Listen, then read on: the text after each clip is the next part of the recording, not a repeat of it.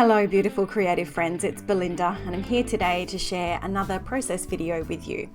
Now this is one that I actually created quite some time ago when I was on the Cut to You design team, but I discovered that I have a lot of unedited footage sitting on my computer and I'm now going through and editing, voiceovering and uploading all of that to share with you. So this was created using a cut file from Cut to You, which you'll see in just a little while. And the collection that I'm using is the Cocoa Vanilla These Days collection. What you're seeing me do here is to start to work on the base or the background for my layout.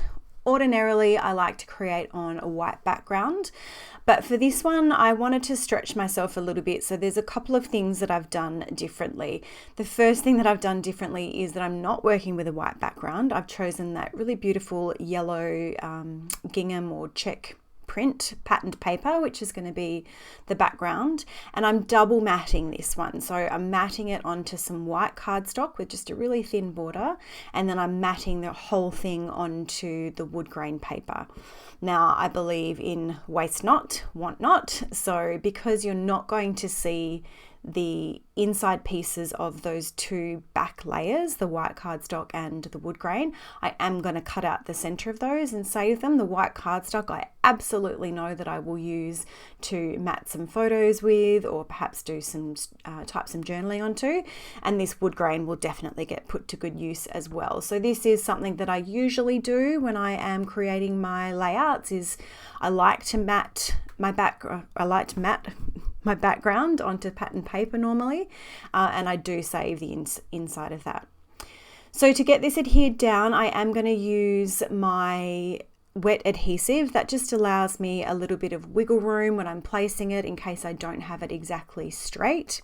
But before I do that, I am going to use my little edge distressing tool here to rough up the edges. I have learned from past experience that if I want to add some texture to the outside border of any of these pattern papers, I need to do it before I adhere them down and run some stitching around, and otherwise it just becomes too hard and I end up with paper cuts and it's just all kinds of messy. So that yellow paper has gone down onto the white border, and then I'm going to distress the edges of that one as well. And then once I've done, I'm going to use the same wet adhesive and adhere that down onto the wood grain border. And then I'll take the whole lot of it over to my sewing machine and I will run just a line of stitching using some white thread around the outside.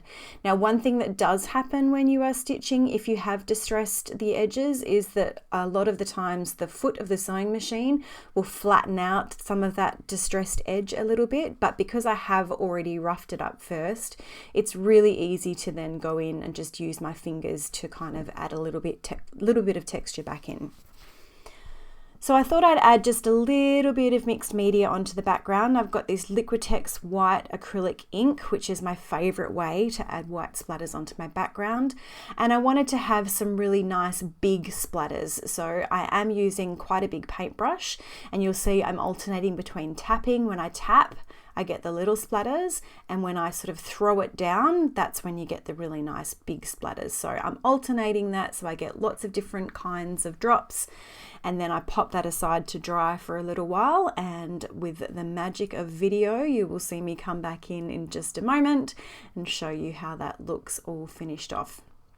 So there it is. You can see the stitched border, you can see the roughed up edges, and you can see all of that lovely mixed media. Now, not a lot of the white splatters show behind the cut file, but there is enough there to add just a little bit of extra visual interest to that background.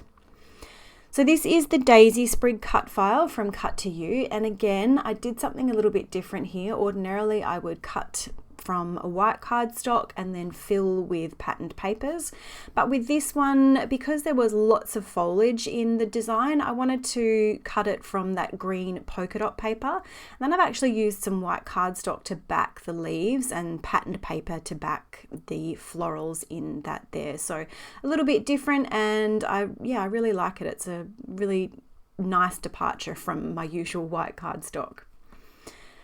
So I have this photo of my son. I was taking a little online photography course, which I can't even remember what the purpose of it was now. I think it was perhaps something about finding light indoors or utilizing light, something like that. And I noticed just this beautiful light coming in from the window, and my son, who was just starting to stand up at that point, standing himself up, he was standing at that little table, and so I grabbed my camera and snapped a photo. And it's a photo that I really love, not just for the light. I mean, it is pretty messy. It shows what life with toddlers and young kids is really like, with the toys and the clutter everywhere. But yeah, the light was really beautiful. And for me, it also captured a little bit of a moment in time that really had my heart. Jack is my second baby and my last baby. And so throughout every part of his journey through life so far, I've been acutely aware of the fact that, this is the last time that I'll have a baby that learns to stand up. This is the last time that I'll have a baby that learns to walk. So it was a little bit bittersweet, and that's what I think of when I look at this photo. And that's what this page ended up becoming about, was just a little bit of a snapshot in time and really reflecting on how quickly time passes by. So for this particular layout, I wanted to create lots of little layers around the outside of my photo using pattern papers. But again, thinking of that waste not, want not, I know that there's no point in having layers of pattern paper that go all the way behind the photo, because you're not going to see them. So why use a 4x6 piece of paper when you can just cut some strips and then trim those down and layer them up around the outside? And that's exactly what I'm doing. So I think my papers are probably, in the vicinity of 1/2 inch to 1.5 inches wide and probably 3 to 4 inches long. And then I just layer them around the outside. And I'm looking for balance here. So I'm trying to make sure that there's balance from top to bottom. There's also balance from right to left, and there's balance from corner to corner. So where I've popped a pattern on one side, I have balanced it out by replicating that same pattern on one of the other sides. So I do go to the painstaking difficulty of trimming down this branding strip, which had a little bit of wood grain.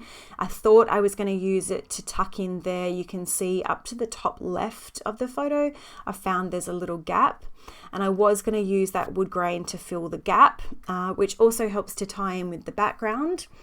But it wasn't really working for me. So I go back and I grab another piece of this rainbow stripe, like a watercolor stripe, and I'm just tucking it in between the layers. So it's not obvious that there's a gap that I've filled.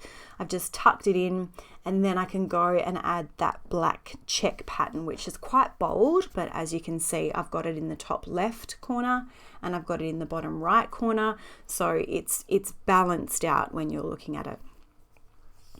And then to help this to stand up a little bit more off the page, I'm adding just some black foam. It's foam that's got adhesive on one side. And then to help it to adhere down, I have added some tape, but also liquid glue. And I do definitely like to add liquid glue, first of all, when I'm using the foam, but also if I'm using cut files or mixed media or anything like that behind whatever it is that I'm placing it on, because it helps to get in between all the gaps and make sure that it's stuck down really nicely. When I have adhered that cut file down to the background, the middle of the cut file is just flat on the page. The outside, all of the florals and the leaves, they are all popped up with just some really low profile foam tape that I like to use. So that's the main parts adhered down. Now I'm going to stick my journaling down. So for this one, I went with a quote. I've gone into a little bit of detail during this voiceover about what this photo means to me, but I found this beautiful little quote that was something along the lines of, one day you'll outgrow my arms, but you'll never outgrow my heart. And I thought that was really perfect for this layout and for how I feel about this photo. So I've actually worded it in the form of a little letter. So it does say, "Dear Jack, one day you're going to outgrow my arms, but you'll never outgrow my heart." And the truth is, he's now 5 and a bit years old, and he is very close to outgrowing my arms. Picking him up is becoming a struggle. He's always been my big boy. But yeah, he'll always have a beautiful little place in my heart. So to get that journaling stuck down, I have used my liquid adhesive, but I've also added some little foam dots in the middle where it would be sitting in the gap of the cut file, and that's just to prevent the journaling strips from flattening out and sinking down into those gaps when it gets popped away in a page protector. The title for this layout is just simply Heart, and this is a a foam piece from the collection. There was some foam titles that came in the collection, and I grabbed that word heart. And I've also grabbed a couple of these little I suppose they're like fronds or foliage pieces, and I'm going to use some of them to go either side of the title. And you can see down the bottom I have kept 2 aside there because I do want to bring those in to my embellishment clusters. Again, just looking at achieving some balance across the layout, because that word heart, it does stand out quite a bit against the really soft pastel-y colors of the rest of the layout.